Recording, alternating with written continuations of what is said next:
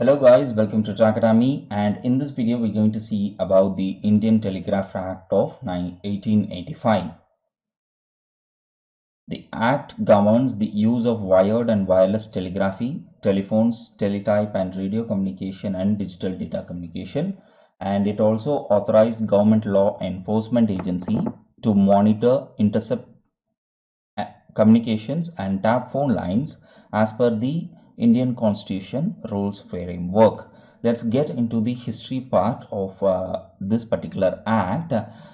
This act was enacted during the British rule when in 1851 the telegraph was installed for the first time in India, and it was widely reached by 1854 when was the first telegram was being sent, and within the period of 30 years it almost reached the complete Indian region. So due to the risk in outburst of rebellions, as well as to concentrate on what exactly happening on the on-site of the rebellion, that is the source of those rebellions, as well as some security informations which are passed between the British governors to be monitored so that there is no breach in those things. This particular act was put forth by the British government.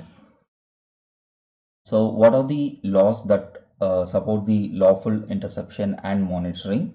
And this particular Indian Telegraph Act is still in act. It was not been removed by the Indian government. Several amendments have been made. So let's see what exactly the particular laws that support, or the rules that support the lawful interception and monitoring. Section 5 and subsection 2 of the Indian Telegraph Act of 1885 combined with Rule 419A of the Indian Telegraph Amendment Rules of 2007 says that the telecommunication service provider should maintain extreme secrecy in matters concerning lawful interception. So any service provider should keep the secret that the lawful interception is happening on that particular target or any particular person. So that's to be kept as a secret as per the law. And why I am talking about this particular Indian Telegraph Act is yesterday there was a news on FISA. A memo has been put forth by the intelligence agency of the US stating that the FBI has misused the FISA.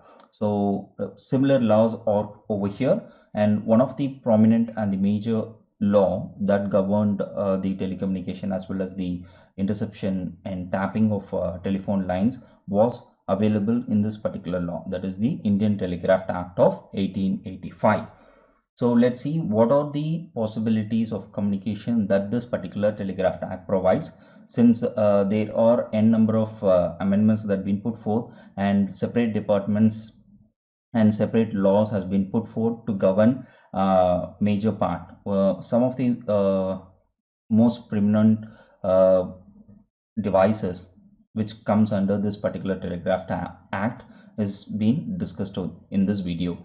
The first device that we are going to see is the satellite phone, and the controlling body for using the satellite phone is the Department of Telecommunication. And if you have to use a satellite phone, you need to obtain a permission from the Department of Telecommunication, as well as the phones are available with the authorized distributors in India. And if you want to import any particular phone, that is a satellite phone, from overseas or from other countries, you have to first get a permission letter from the DOT that you are supposed to import this particular phone.